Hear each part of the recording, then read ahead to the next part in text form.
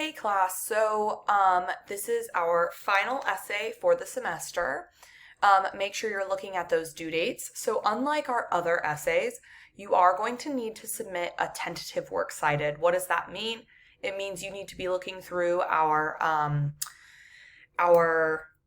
sources in the library databases, and you need to kind of be looking at what you think you'll use for this essay, and you need to submit that to me.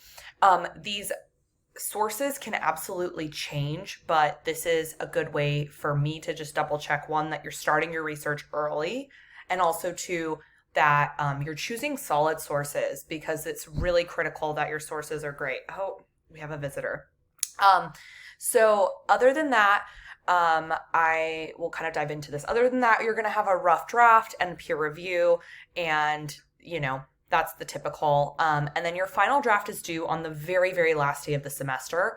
All of your grades are due that following Thursday, so there's a very limited window for me to get your grades in. So it's very hard for me to grant extensions for this final essay. So with that in mind, try to prepare, having it done a couple days early so that you give yourself a little buffer time. Obviously communicate with me, but there's just such a little window.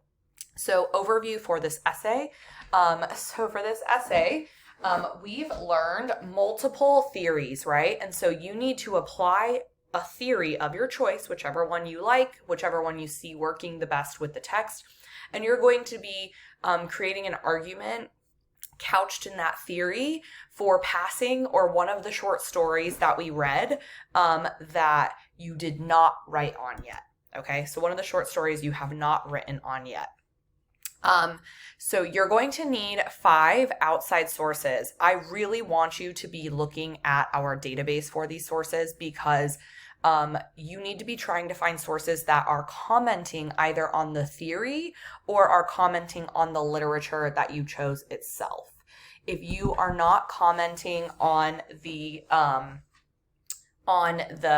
literature, or if the source is not commenting on the literature, you run the risk of possibly focusing on a separate topic, whether that's like oppression or gender roles or class or whatever. And while you are focusing on these topics, like within your essay, you need to be focusing it around the literature, right? What is being said in this literature? What are you interpreting from this literature, right? And focusing on it from the theory. You can also review student examples below this. So the biggest things here, so you need to have a, intro that has that hook that introduces your primary text, aka your literature source, right, by author and title. And you need to make sure that you have a strong thesis. It should be very clear in your intro what theory you're choosing to use, okay? But you don't want to talk about your secondary sources in your intro yet. So once you have your intro paragraph, you want to actually kind of give an overview of what your sources were saying. What were the outside sources talking about in regards to your text and your argument of focus? And so this could be a paragraph or two where you're just kind of commenting on what multiple sources have already stated about the argument that you're thinking about in relation to your literature. And you can see why it's problematic to choose sources that aren't commenting on your literature. You really can't set up this section, right? This paragraph or two after your intro where you're talking about this. So this is really important, okay? That you are finding some sources that comment on the theory or comment on the literature, and you're kind of bridging that all together. What is the overview of the conversation? We're entering into a conversation that critics have already had, probably, right? So make sure that you are, acknowledging their arguments, okay? So after that, you're going to make sure that then you focus a lot of your focus is going to be on the literature at that point, right? How is this theory applying to the literature?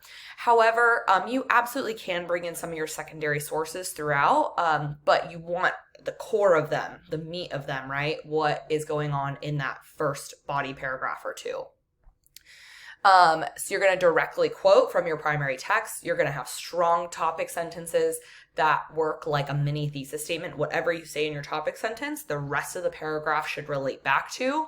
Make sure you're reviewing those MLA formatting techniques in our modules, as well as integrating quotes. It's going to be very critical that we're getting some of that stuff right. I want to see at least effort here.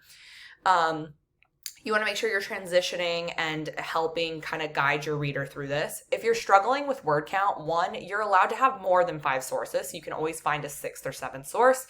But also, two, think about another angle to kind of address this topic within your text, right? There's probably another example that you can think of, and that can help you expand a bit further, right? Sometimes it's not about spinning in circles about the topic you're on. Sometimes it's adding another example that can really help you reach that word count. But if you feel like you're not expanding enough, or if you've had comments on your first essays that you're not expanding enough, you should be reaching out to me so that we can talk about it. Or you can take it to the Net Tutor options or our Academic Success Center and say, hey, I've had a hard time expanding. What areas are maybe vague or going in circles? And how can I kind of like flesh that out? How can I be more specific, right? And you get extra credit for taking your essays to be reviewed by the tutors or our Academic Success Center, okay? So Net Tutor is available anywhere. Academic Success Center is on campus predominantly, but they also have a Zoom drop-in. So you need to have a title. Don't give me essay, 3, 4, whatever, any essays with numbers. I want specifics. Only so creative. I'm not gonna be like, this wasn't creative enough. So don't stress about it.